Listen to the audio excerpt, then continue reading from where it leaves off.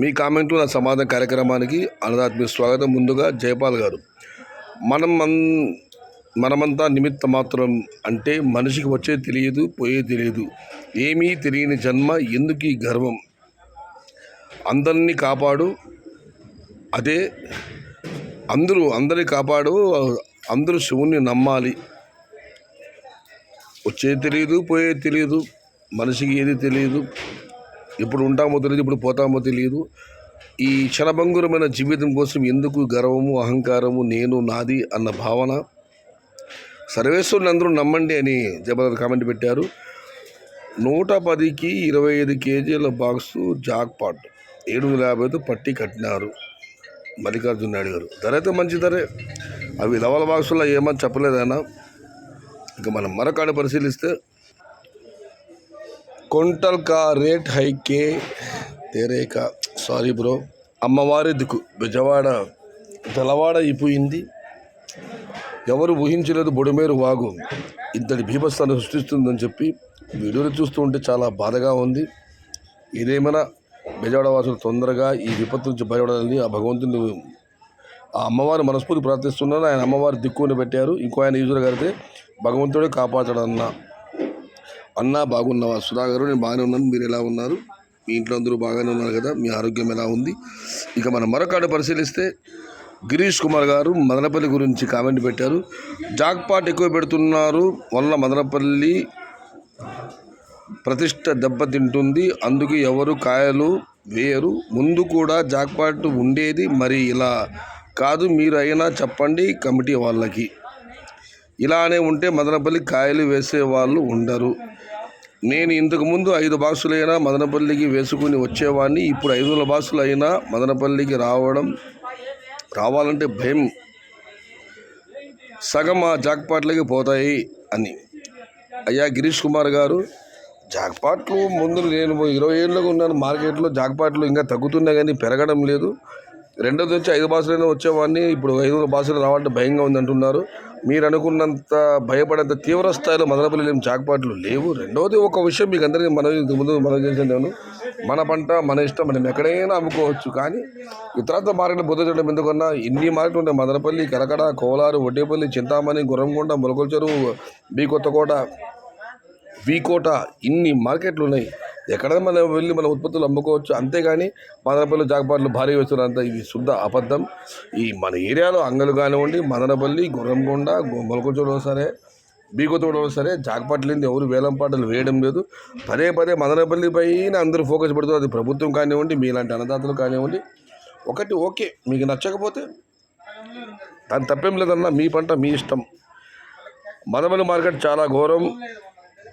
ఇది మళ్ళీ పెట్టారు మీరు.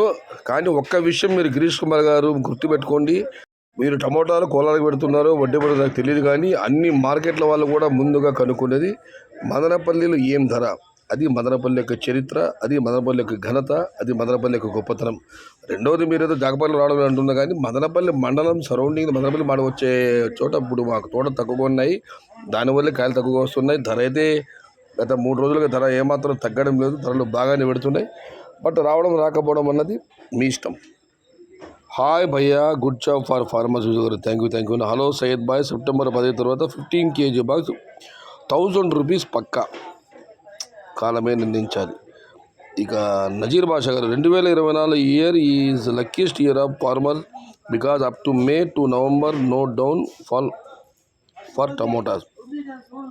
2024 సంవత్సరము గత సంవత్సరంలాగా టమోటా ధరల సునామీ కాకపోయినా కూడా ఇది రైతులు అన్నదాతలందరికీ లక్కీస్ట్ అదృష్టవంతమైన సంవత్సరము. ఎందుకంటే మే నుంచి నవంబర్ వరకు టమాటాలు పెద్దగా డౌన్ కాలేదు అసలు.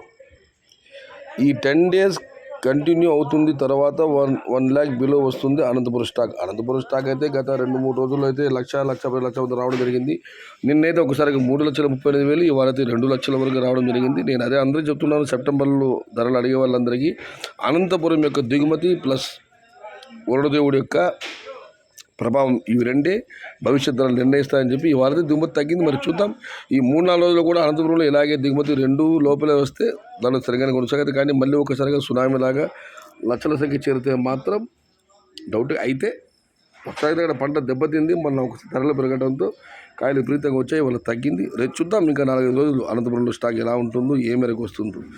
ఇక మనం మరొక పరిశీలిస్తే మస్తాన్ వల్లి గారు, సయ్యద్ భయ్య బెజవాడ జనాలు ఎన్ని ఇబ్బందులు పడుతున్నారు. పాపం పిల్లలు, పెద్దోళ్ళు, ముసలోళ్ళు సమయానికి అన్నం దొరక ఇబ్బందులు పడుతుంటారు. అందరూ బాగుండాలని ఆ దేవుణ్ణి కోరుకోవడం, మన వల్ల అయ్యే సహాయం చేద్దాం. గుడ్ నైట్ సయ్యద్ భాయ్. నిజమే అన్న, ఇప్పుడు అందరూ వాళ్ళ ఇబ్బంది మనం టీవీ వీడియోలో చూస్తున్నాం, సోషల్ మీడియాలో చాలా బాధగా ఉంది. ఒక్కసారిగా నీరు ఆ స్థాయిలో ప్రవహిస్తే ఆ బాధలు వర్ణనాతీతం. భగవంతుడు వాళ్ళకందరికీ ఆత్మస్థైర్యాన్ని ఇవ్వాలి. ప్రభుత్వ లెక్కల ప్రకారం 33 మంది చనిపోయినట్లు ప్రభుత్వ లెక్కలు ఉన్నాయి. మరి అడి దగ్గరికి ఇంకా తెలియలేదు.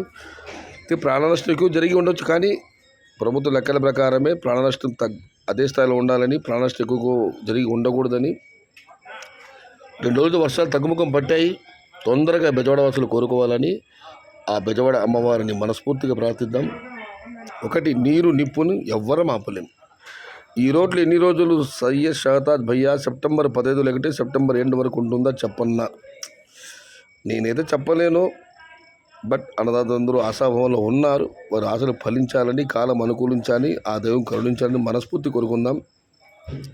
సయ్యద్ భాయ్ సలాం అలైకుం. ములకొచ్చూరు చిన్న క్రేట్ రేట్ చెప్పు భయ్యా.